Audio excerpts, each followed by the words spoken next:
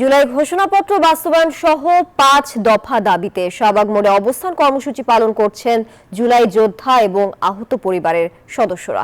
সকাল ৯টা থেকে শাহবাগ মোড়ে এই কর্মসূচি শুরু করেন তারা। জুলাই যোদ্ধারা বলছেন, আজকের মধ্যেই তাদের ৫ দফা দাবি বাস্তবায়ন করতে হবে। দাবি পূরণ না হওয়া পর্যন্ত রাজপথে ঘোষণা দেন তারা। এদিকে এই কর্মসূচির ফলে শাহবাগে তীব্র যানজটের সৃষ্টি হয়েছে। দুর্ভোগে পড়েছেন নগরবাসী।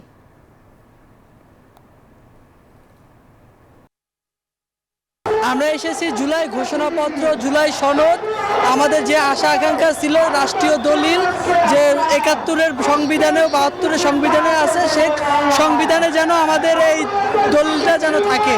এই জন্য আজকের মধ্যে এটা দিতে হবে, না দিলে আমরা আন্দোলন আরো তীব্র করব।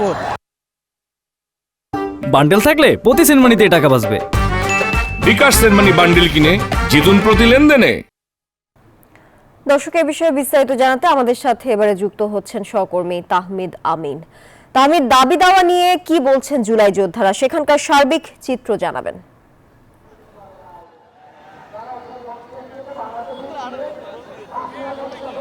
জি তানিয়া, ধন্যবাদ আপনাকে। আমি এখন আছি রাজধানীর শাহবাগ মোড়ে, যেখানে আমরা দেখেছি যে আজকে সকাল ৯টা থেকে জুলাই যোদ্ধা এবং তাদের পরিবারের সদস্যরা এখানে এসেছেন তাদের দাবিদাগুলো নিয়ে। তারা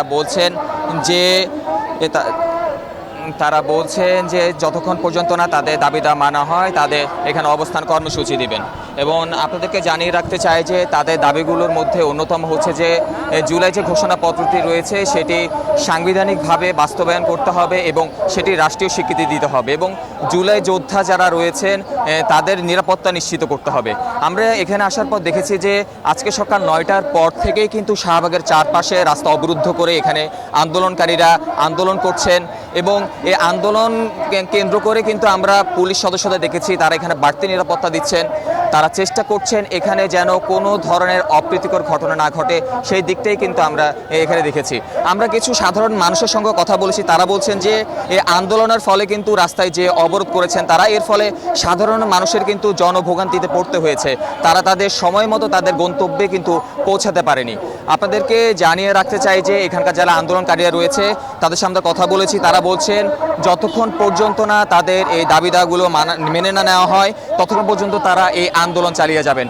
তবে আপনাদেরকে জানিয়ে রাখতে চাই যে সরকারের পক্ষ থেকে এখনো পর্যন্ত আনুষ্ঠানিক কোনো সিদ্ধান্ত কিন্তু এখনো জানানো হয়নি। তারা বলছেন যতক্ষণ পর্যন্ত না সরকারের ঘোষণাপত্রটি প্রকাশ না করবে ততক্ষণ পর্যন্ত তারা এখানে আন্দোলন চালিয়ে যাবেন।